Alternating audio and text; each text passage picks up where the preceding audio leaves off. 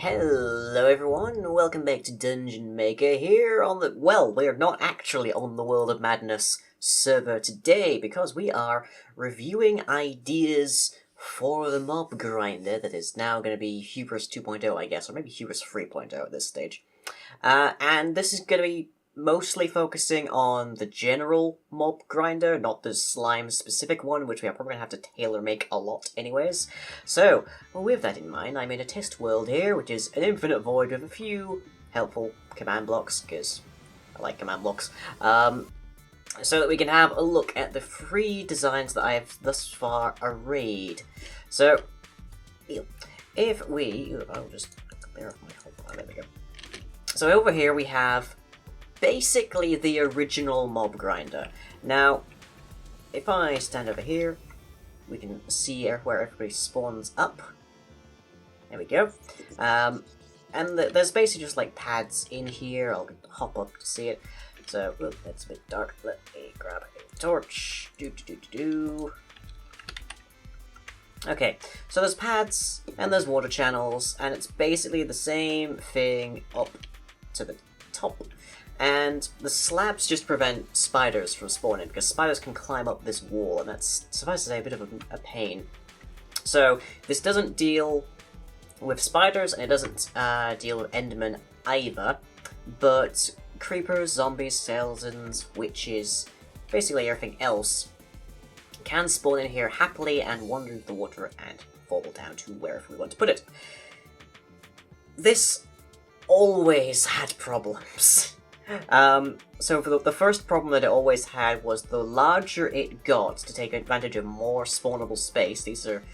Currently the top block of all of these is at level 93, which is 40 blocks above me, which is roughly the range where mobs will spawn and continue moving. And we can see we're getting a decent rate here. We have to allow for the fact that I am in a void here, and they have nowhere else to spawn. But they're wandering around, they're falling into places, and then they're falling down here eventually. And it works, but it is kind of slow. You see, I've been standing here for a fair bit now, and we've only counted 13 entities total coming out of here. 14, there we go. 15, 16, nope, yeah. So they come down, but it's really not that impressive. So, the second design is one that I've seen floating around, and I like the idea of it, but I don't think it works terribly well for our particular purposes. So, basically it is tripwires at the floor level, and they just shove these out, which basically causes things to be dropped and just punted down here, almost as immediately as they spawn, essentially. I'm using the word basically a lot there, jeez. So if we come down here, we can see it in action, and clearly it works. But there we go, there's the problem here. Spiders spawn in this, and spiders not being of a sufficient altitude immediately don't get pushed out. They just lock a pair of pistons, more or less. So eventually this system is going to get full of spiders. And also, additionally, like, this is very expensive. So you have to use slime pistons, or sticky pistons. You have to use tripwires, and you have to use the trapdoors. And I don't actually know if you can do this with regular trapdoors. Let's have a look, shall we? Not a escape trapdoor and a sticky piston. Can we do this with that? I don't know. Yes, you can. So I guess in theory you could save a bunch of iron there using just wooden trapdoors instead of the iron ones. But that might give you some quasi-connectivity with the redstone, which is part of why this is like so tall compared to the other ones here. And it does do better than the first design over there, in that it immediately clears the spawning zones, which are marked in red in these designs. So over there, they are free to wander and roam until they hopefully eventually fall into the water streams that will funnel them down to the exit, and that then gives you more room for new mobs to spawn, because there's a limit within an area. So that part is good. I like that aspect of this design. It's a very interesting one, but I think it is considerably more suited to Enderman, because Enderman, in the end, will be the only things spawning, and therefore the only things setting these off, and they are already tall enough to actually be activating these. Other than that, yeah, I don't think this particular design will work. But it is nice, as to be said. And that then brings us to this one. Now, I wasn't expecting this to work as well as it did. Perhaps there's been a change in AI since the last time I saw this one implemented. This is literally just an old witch farm design that's just been mirrored and I guess updated maybe with modern science and redstone and whatnot. So if we stand here and remember the numbers we were getting previously, because we're about to see them beaten very swiftly. Yep. There we go. So we are already beyond the first mob farm there. We are way beyond the second, because the second has much more narrower and infrequent spawnable areas, whereas this has these big pads, which are more comparable to that, but it clears them at not the same kind of rate as the second design, but still pretty fast.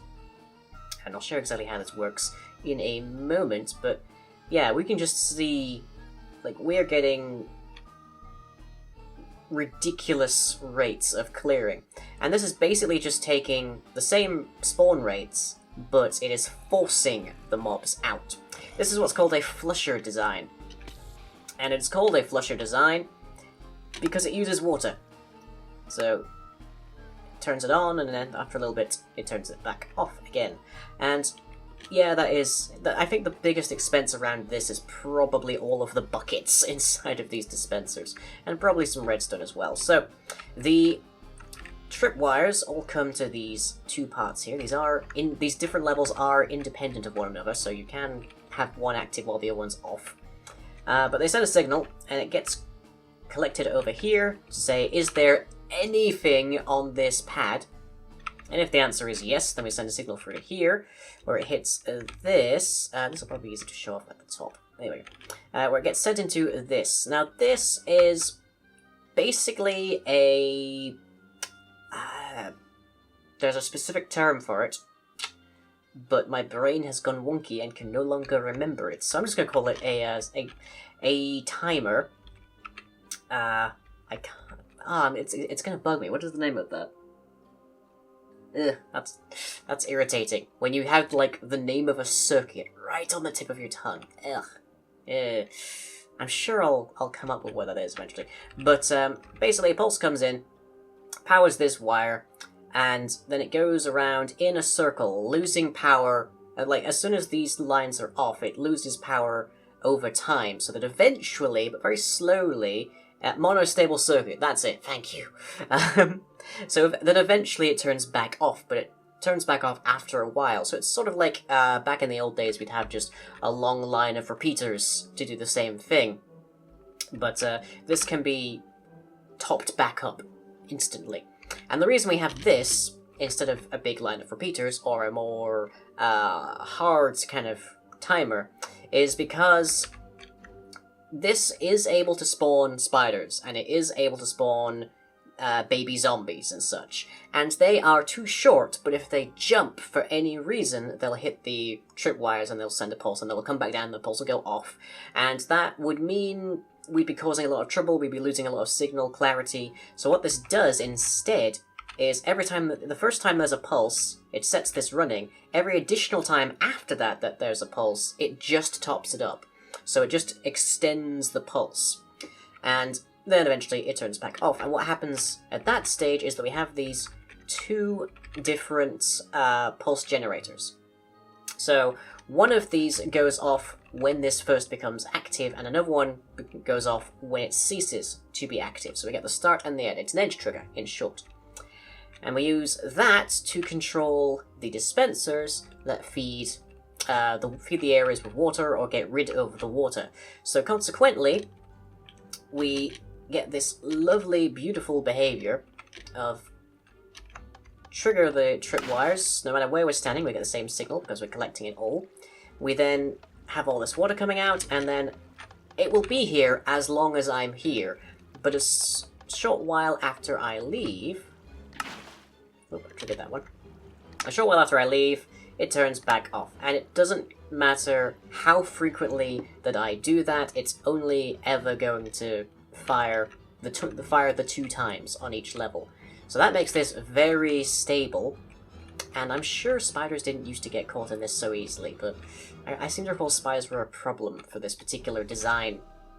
But this seems to be the most effective I could make. I think I can probably make it quite a bit smaller around the edges. I'm not sure. It'll depend on how we want to fit it into our design. For one thing, I can definitely take off like one side of these, because we don't need the 2 signals coming in, we just need the 1. But just... it is so much more effective, so much faster, and the faster it works, the faster you get more out of it, so the more effective and efficient it is. Over there, we might put a... probably not a slime spawner test, because slimes are difficult in this regard. But I think a flusher design is definitely going to be what we end up going with, because the data here is impossible to deny. I do like that. We'll probably try and build one of those when I have a more stable iron supply, for one thing, and once we've actually conquered the end, because apparently that's a thing that we still need to do, which we might be able to do after we get this done. But, yeah.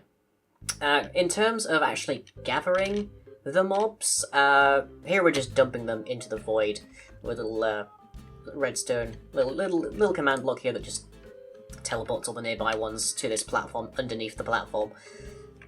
But in terms of actually collecting them, there was notions that we would just wash them into a cactus or something, and then use a similar option to our sorting, but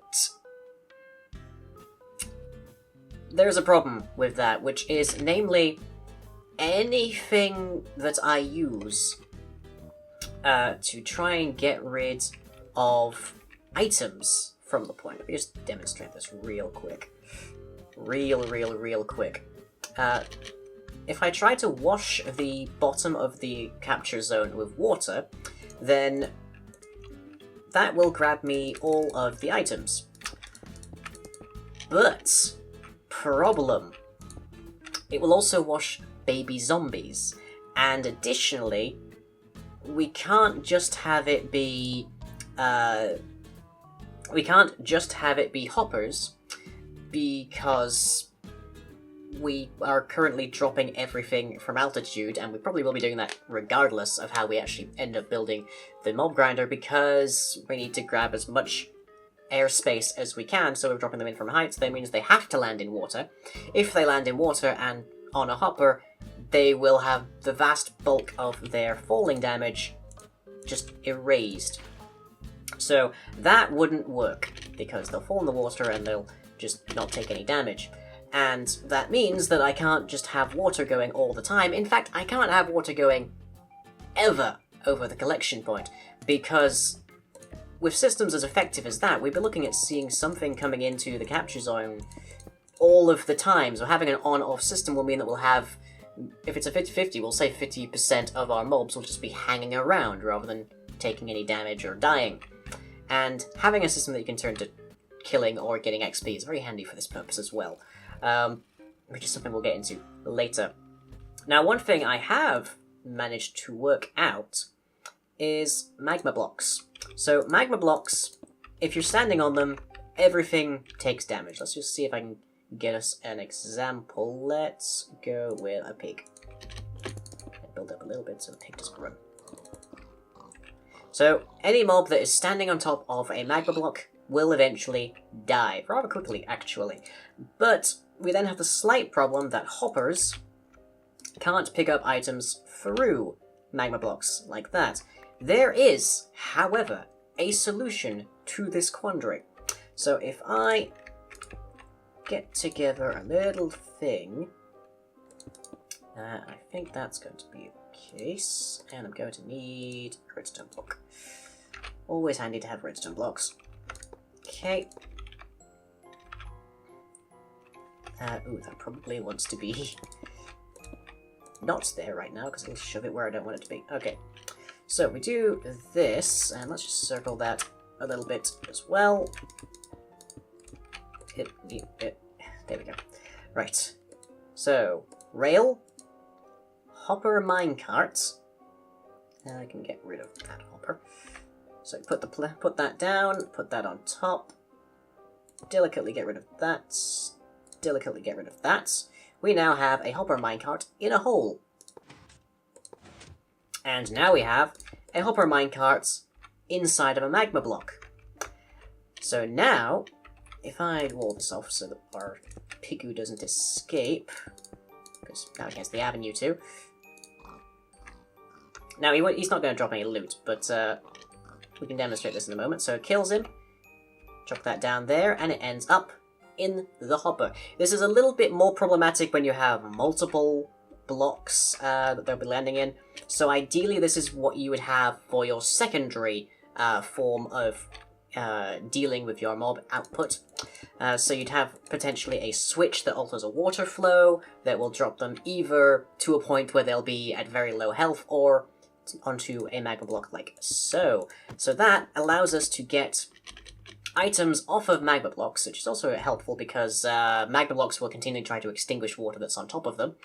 And that also means that we don't have to worry about things not dying, because as long as they're stood in a magma block, they'll take damage, so they are constantly going to keep trying to die.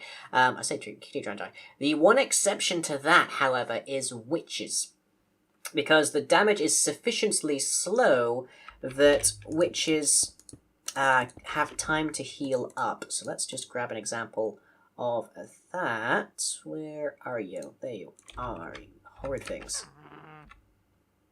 And, oh, I know what's going on here.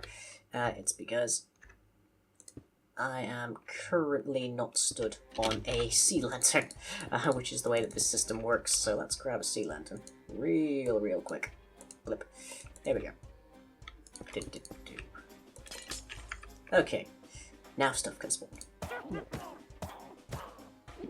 So, we can see they also quaff a fire resistance potion. A fire resistance potion, evidently for them at least, means that you don't take damage on magma blocks. I haven't tested that myself, but it's a thing that we might look into. And that, they can do that as long as they like. So, unfortunately, there isn't a way to sort out witches that I'm aware of anyways. So we have to dump them in with the regular selection, and that might mean that we built up in it a surplus supply of witches. Not terribly much that we can do with that, unfortunately. We could have a grinder system that just detects if there's things in here for too long, in which case they will just deploy pistons to crush them, which might do the trick. I'll need to do a little bit more experimentation with that, but oh well.